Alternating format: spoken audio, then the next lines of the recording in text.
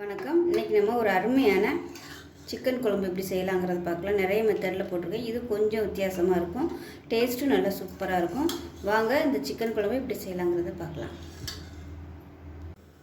இப்போ பார்த்திங்கன்னா சிக்கன் குழம்பு செய்கிறதுக்கு ஒரு பேஸ்ட் ரெடி பண்ணிக்கலாம். இதில் பார்த்திங்கன்னா ஒரு 10 சின்ன வெங்காயம் எடுத்திருக்கேன், ஒரு 6லேருந்து 7 பல் பூண்டு, ஒரு ஏலக்காய், 3 கிராம்பு, பட்டை வந்து சின்ன பீஸாக எடுத்திருக்கேன். அதே மாதிரி 1 டேபிள் ஸ்பூன் சோம்பு எடுத்திருக்கேன். நான் வந்து என்கிட்ட இஞ்சி இல்லை, நான் வந்து மொத்தமாக இஞ்சி பூண்டு பேஸ்ட் வந்து அரைச்சதுனால நான் வந்து இதில் இஞ்சி சேர்க்கலை. அதனால் கொஞ்சமாக வந்து நான் இஞ்சி பூண்டு பேஸ்ட்டு சேர்த்துக்கிறேன். நீங்கள் வந்து உங்கள்கிட்ட இஞ்சி பூண்டு பேஸ்ட் இல்லைன்னா நீங்கள் வந்து கொஞ்சமாக இஞ்சி சேர்த்துக்கோங்க. அதாவது பூண்டு அதிகமாக இருக்கணும், இஞ்சி கம்மியாக இருக்கணும். நான் இப்போ இஞ்சி வந்து இல்லாதனால நான் இஞ்சி பூண்டு பேஸ்ட் வந்து கொஞ்சமாக சேர்த்துக்கிறேன். இப்போ இது எல்லாத்தையுமே நல்லா நைஸாக அரைச்சிட்டு வந்துட்டு பார்க்கலாம். இப்போ வெங்காயம், பூண்டு, பட்டை, கிராம்பு, ஏலக்காய் எல்லாமே நல்லா நைஸாக அரைச்சாச்சு. இப்போ ஒரு குக்கர் எடுத்துக்கலாம். குக்கர் சூடு பண்ணிக்கலாம். இப்போ கடலை எண்ணெய் சேர்த்துக்கலாம். சிக்கன் குழம்புக்கெலாம் கடலை எண்ணெயில் செஞ்சிங்கன்னா நல்லாயிருக்கும் டேஸ்ட்டு. இப்போ எண்ணெய் நல்லா சூடானதும் 1/4 டீஸ்பூன் போல் சோம்பு சேர்த்துக்கலாம். தாளிக்கிற ஐட்டம் வந்து நான் எதுவுமே சேர்க்கலை, ஏன்னா நம்ம பட்டை கிராம்புலாம் அரைச்சிட்டோம். அதனால் இப்போயும் சேர்த்தோம்னா ஃப்ளேவர் வந்து அதிகமாகிடும். இப்போ சின்னதாக ஒரு பிரியாணியில் மட்டும் சேர்த்துக்கலாம். கருவேப்பிலை சேர்த்துக்கலாம். இப்போ இது எல்லாமே நல்லா பொரிய ஆரம்பிச்சு. இதில் பார்த்திங்கன்னா மீடியம் சைஸாக ஒரு பெரிய வெங்காயம் பொடியாக கட் பண்ணியிருக்கேன். அதே மாதிரி 15 சின்ன வெங்காயம் எடுத்திருக்கேன், ஒரு பச்சை மிளகா. நீங்கள் ஃபுல் அண்ட் ஃபுல் சின்ன வெங்காயத்தில் பண்ணுற மாதிரி இருந்தாலும் நல்லாயிருக்கும். நான் வந்து ரெண்டுமே கலந்து எடுத்துருக்கேன், அதை சேர்த்துக்கலாம்.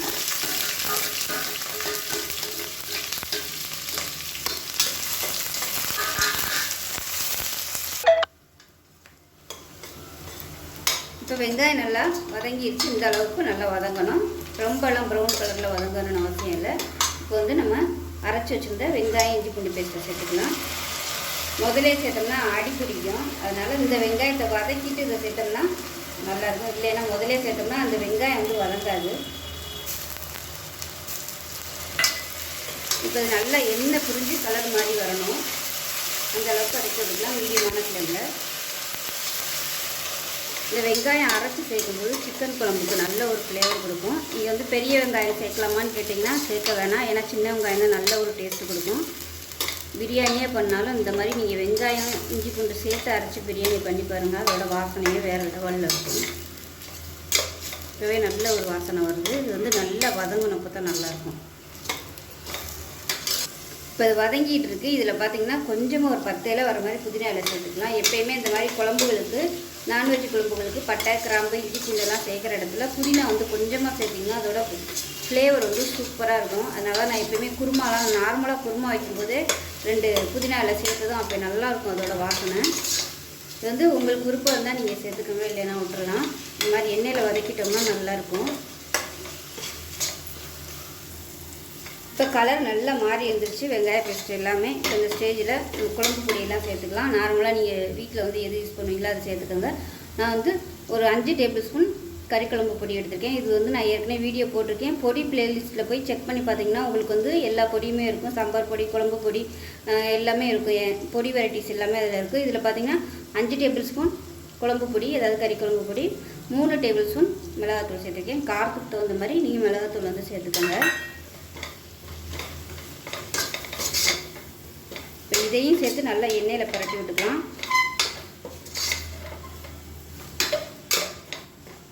இந்த மாதிரி வதக்கையில் பச்சை வாசனை வந்து சீக்கிரமாகவே போயிடும், நமக்கு நல்லாயிருக்கும், டேஸ்ட்டும் நல்லாயிருக்கும். இப்போ வந்து நான் 3/4 கிலோ அளவுக்கு சிக்கன் வந்து மஞ்சள் தூள், உப்பு போட்டு நல்லா கழுவி வச்சுருக்கேன். இப்போ இந்த சிக்கன் வந்து சேர்த்துக்கலாம்.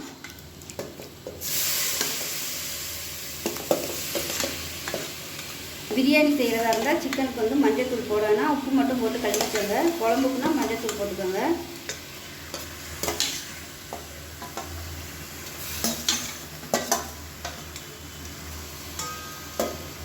இப்போ இது வந்து நல்லா அந்த சூட்லேயே வந்து நம்ம பரட்டி விட்டுக்கலாம். இது பரட்டிக்கிட்டு இருக்குது. சூடு ஏறுற நேரத்தில் தண்ணி வந்து பக்கத்தில் காய வச்சு வச்சுக்கோங்க. இது நல்லா கொஞ்சம் சூடு ஏறினதுக்கப்புறம் நம்ம தண்ணி ஊற்றிக்கலாம், சுடு தண்ணியாக. உப்பு சேர்த்துக்கலாம், அப்போ தான் உப்பு பிடிக்கும். சிக்கன் வந்து பார்க்க பெருசாக இருக்கும், வெந்துச்சுன்னா கொஞ்சமாக போயிடும். அதனால் சிக்கன்லாம் பார்த்திங்கன்னா நம்பவே முடியாது. நம்ம சிக்கனோட சைஸுக்கு தகுந்தாப்புல தண்ணி ஊற்றோம்னா அது சிக்கன்லேருந்தும் தண்ணி வரும். ரெண்டாவது இது சுருங்கியும் போயிடும், ரொம்ப சின்னதாயிடும். இப்போ பார்த்திங்கன்னா ரொம்ப தண்ணியாக போயிடும். அதனால் எப்பயுமே சிக்கன் குழம்பு மட்டும் வைக்கையிலே நல்லா கெட்டியாக வச்சுட்டிங்கன்னா உங்களுக்கு அந்த பதம் வந்து கரெக்டாக வரும். இப்போ நல்லா இது கொஞ்சம் சூடு ஏறும். இப்போ இந்த ஸ்டேஜில் தக்காளி வந்து சேர்த்துக்கலாம். நான் வந்து முதல் சேர்க்க மறந்துட்டேன். பொடியெல்லாம் வதக்கிட்டு தக்காளியை சேர்த்துக்கோங்க. நான் வந்து பொடி வதக்கிட்டு சிக்கனை சேர்த்துட்டேன். இதோடு சேர்த்து இதையும் வதக்கிக்கலாம். நல்லா அப்படியே இந்த தக்காளி வந்து நல்லா வதங்கி எண்ணெய் பிரிஞ்சு வரும். இப்போ அந்த சிக்கன்லேருந்து கொஞ்சம் லைட்டாக தண்ணி விட்டு வரும். அப்படியே எல்லாமே எண்ணெய் பிரிஞ்சு வரட்டும். நீங்கள் பொடி வதக்கையிலே அடுத்து வந்து தக்காளியை சேர்த்துட்டு நல்லா எண்ணெய் பிரிஞ்சு வர அளவுக்கு வதக்கி விட்டுட்டு நீங்கள் சிக்கனை சேர்த்துக்கோங்க. நான் வந்து மிஸ் பண்ணிட்டேன், அதனால் வந்து இப்போ சேர்த்துருக்கேன். இப்போ இது எல்லாமே வந்து இப்போ எண்ணெய் பிரிஞ்சு வரட்டும். நல்லா அந்த தக்காளியோட பச்சை வாசனை போய் எண்ணெய் பிரிஞ்சு வரட்டும். இப்போ அதை மூடி வச்சிடலாம். அப்பப்போ கிளறி விட்டுக்கோங்க. இப்போ எப்படி இருக்குன்னு பார்க்கலாம். இப்போ பாருங்கள் நல்லா அப்படியே தண்ணி விட்டு வந்துருச்சு பாருங்க. தண்ணி விட்டு அதே சமயம் நல்லா ஒரு கிரேவி மாதிரி இருக்குது. நல்லா ஓரம்லாம் எண்ணெய் விட ஆரம்பிச்சிச்சு. இந்த மாதிரி வந்துச்சுன்னா மசாலா நல்லா ஒன்று சேர்ந்து வெந்திருக்குன்னு அர்த்தம். இப்போ பார்த்திங்கன்னா தண்ணி சூடு பண்ணி வச்சுருக்கேன். இப்போ அதை சேர்த்துக்கலாம். குழம்பு எவ்வளோ தேவையோ நீங்கள் அதுக்கு தகுந்த மாதிரி தண்ணி சேர்த்துக்கோங்க. ரொம்ப கெட்டியாக இருந்துச்சுன்னா தண்ணி ஊற்றி அட்ஜஸ்ட் பண்ணிக்கலாம், ஒன்றும் பிரச்சனை இல்லை. இதிலே நமக்கு தெரியும் கெட்டியாக இருக்கா தண்ணியாக இருக்காங்கிறது. இதுவே கொஞ்சம் தண்ணியாக தான் இருக்குது. இது வந்ததுக்கப்புறம் எப்படி இருக்குன்னு பார்க்கலாம். அப்படி ஒருவேளை ரொம்ப தண்ணியாக இருக்குது அப்படின்னு ஃபீல் பண்ணிங்கன்னா, அதாவது புதுசாக பண்ணுறவங்களுக்காக இந்த டிப்ஸ் சொல்கிறேன். தேங்காய், முந்திரி பருப்பு, கசகசா அரைச்சி நல்லா கெட்டியாக அரைச்சிக்கிட்டு ஊற்றுனீங்கன்னா உங்களுக்கு நல்லா கெட்டியாக வந்துடும். கொஞ்சமாக தான் சேர்க்கணும். ரொம்ப சேர்த்திங்கன்னா அப்புறம் அது குருமா மாதிரி போயிடும். சிக்கனோட ஃப்ளேவர் இருக்காது. இப்போ வந்து உப்பு செக் பண்ணி பார்த்துட்டு உப்பு சேர்த்துக்கலாம். உப்பு சேர்த்துக்கலாம். அதே மாதிரி எப்பயும் போல் கொஞ்சமாகவே உப்பு சேர்த்துக்கோங்க. லாஸ்ட்டாக உப்பு சேர்த்துக்கலாம். நீங்கள் முதல்லையே சேர்த்துட்டோம்னா அது குழம்பு கொஞ்சம் வற்றி வரையில் ரொம்ப அப்படியே உப்பு கச்சப்படும். இப்போ வந்து மூடிக்கலாம். நான் வந்து 3/4 கிலோ வந்து சிக்கன் எடுத்திருக்கேன். இதுக்கு தக்காளி பார்த்திங்கன்னா ஒரு 150 கிராம் அளவுக்கு தக்காளி வந்து நான் சேர்த்துருக்கேன். 3 தக்காளி மீடியம் சைஸாக 3 தக்காளி சேர்த்துருக்கேன். விசில் போட்டாச்சு. ஒரு 3 விசில் விட்டுட்டு ஸ்டீம் போனதுக்கப்புறம் பார்க்கலாம். இப்போ சிக்கன் குழம்பு எப்படி இருக்குன்னு பார்க்கலாம். நல்லா ஸ்டீம் போயிடுச்சு.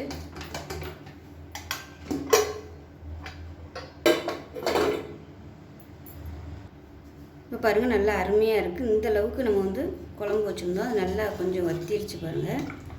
கரெக்டாக இருக்குது. திக்னஸ் வந்து கரெக்டாக இருக்கு பாருங்கள். இது வந்து ஈவினிங் நம்ம சூடு பண்ணையில் இன்னும் நல்லாவே கெட்டியாக வந்துடும். கரெக்டான அளவில் இருக்குது. ரொம்ப தண்ணியாக இல்லை, ரொம்பவும் கெட்டியாக இல்லை. இப்போ சூடாக இருக்கனால இது இப்படி இருக்குது. ஆறுச்சுன்னா சரியாக வந்துடும். இப்போ இதில் வந்து காரம் செக் பண்ணி பார்த்துட்டு ஒருவேளை காரம் பத்தாத மாதிரி இருந்துச்சுன்னா மிளகுத்தூள் வந்து சேர்த்துக்கலாம். குழம்பு அருமையாக வந்திருக்கு. இதில் இந்த குழம்போட வாசனை பார்த்திங்கன்னா வீடியோ ஃபுல்லாக நல்லா அந்த சிக்கனோட குழம்போட வாசனை தான். இதில் வந்து தேங்காய் கசகசாலாம் ஊற்றணும் அவசியம் இல்லை. கரெக்டான அளவில் இருக்குது. இதுக்கு மேலே நம்ம ஊற்றினோம்னா ரொம்ப கெட்டியாக போயிடும். உங்கள்கிட்ட இந்த குழம்பு தூள் வந்து இல்லை அப்படின்னா கடையில் விற்கிற சிக்கன் மசாலா, மட்டன் மசாலா இருக்குது பார்த்தீங்களா, அது கூட நீங்கள் வாங்கி இதே மெத்தடில் ட்ரை பண்ணலாம். இன்றைக்கி வந்து நான் குழம்பா வச்சுருக்கேன். இதுவே வந்து கொஞ்சம் இன்னும் கெட்டி அப்படியே பரட்டினாப்பில் வேணும்னு நினச்சிங்கன்னா அந்த இதே மெத்தடில் அந்த பொடியை போட்டு நல்லா கொஞ்சம் தண்ணி மட்டும் கம்மியாக ஊற்றிட்டு வச்சிங்கன்னா உங்களுக்கு நல்லா சூப்பராக வந்துடும். அவ்வளோதான், அருமையான சிக்கன் குழம்பு ரெடி ஆயிடுச்சு. ஸோ இதே மாதிரியே ஒரு தடவை செஞ்சு பாருங்கள். செஞ்சு பார்த்துட்டு இப்படி வந்துச்சுங்கிறத சொல்லுங்கள். வீடியோ பிடிச்சிச்சின்னா லைக் பண்ணுங்கள், கமெண்ட் பண்ணுங்கள், சேனலை சப்ஸ்கிரைப் பண்ணுங்கள், பக்கத்தில் உள்ள பெல் பட்டனையும் ப்ரெஸ் பண்ணுங்கள். நன்றி.